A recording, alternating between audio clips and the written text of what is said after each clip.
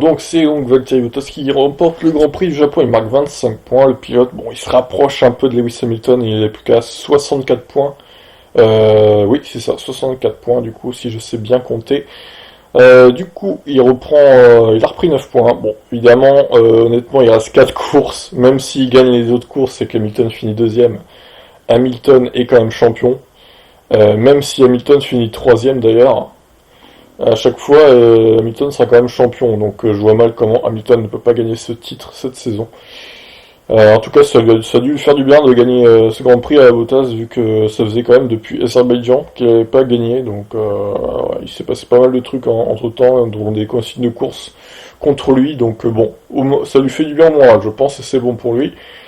Donc Leclerc, il marque 8 points, les 8 points de la 7ème place, Verstappen 0. Vettel, il prend 18 points du coup, il revient à égalité. Ah non, attendez, si c'est ça, 18 points. Il revient à égalité avec Verstappen, donc il se rapproche aussi de Leclerc. Ça va être intéressant, et peut-être qu'ils vont de nouveau se batailler les trois là pour la 3ème place. C'est pas fini, hein, c'est pas fini ce championnat. Sainz qui solidifie sa 6ème place face à Gasly.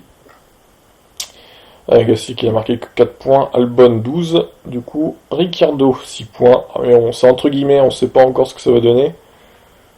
D'ailleurs, il y a une petite erreur, je crois que c'est plutôt 6 pour Leclerc et 8 pour Ricciardo, du coup, parce qu'il y a une inversion de... Ils ont pas mis à jour un next-gen.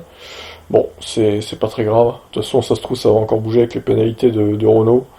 Donc on n'est pas sûr, hein, il est midi 21, donc à l'heure où je fais cette vidéo, donc ça se trouve, Renault va être pénalisé, donc ce sera 0 points. Hülkenberg 1 point, Norris 0, du coup Perez. Alors Perez il a vraiment été sauvé lui par l'erreur de la FIA. Normalement c'était abandon et donc 0 points. Bon, là il a 2 points. Il arrive bien à égalité avec Perez et avec Norris et Hülkenberg. Putain les trois ils sont à égalité quoi. Et Kiat juste derrière. C'est vraiment très serré hein, dans le peloton quand même. Et non mais ils sont. Ah oui si ils sont 3 à égalité. C'est vraiment impressionnant quoi. Donc bah derrière ça n'a pas bougé, personne n'a marqué de points. Donc évidemment à noter, constructeur, le 6ème titre de Mercedes, donc ils ne pourront plus être rattrapés hein, après ce double podium de l'écurie allemande. 612 points marqués, c'est cette domination incroyable quand même, c'est affolant.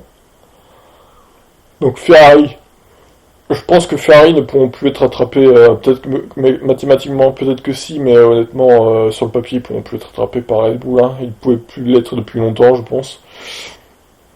Donc ça bougera pas, hein. Les 4 premiers, je pense que Mercedes, Ferrari, Red Bull, McLaren, qui a repris encore des points sur Renault, là ça bougera pas clairement. Renault donc comme je l'ai dit sous une enquête, donc peut-être que leurs points ils vont pas être comptés, à voir. Toro Rosso, 4 points marqués, Racing Point 2 points marqués, Alfa Romeo pas de points marqués, As non plus et Williams non plus.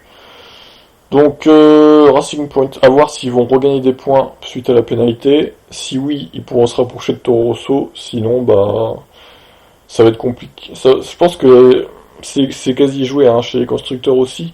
Peut-être Racing Point, Toro Rosso, ça peut encore se jouer. Mais Renault est trop loin. Je pense qu'ils ne pourront pas les rattraper. Et McLaren encore plus loin. Donc voilà. Voilà pour ce qu'on pouvait dire sur cette course du Japon.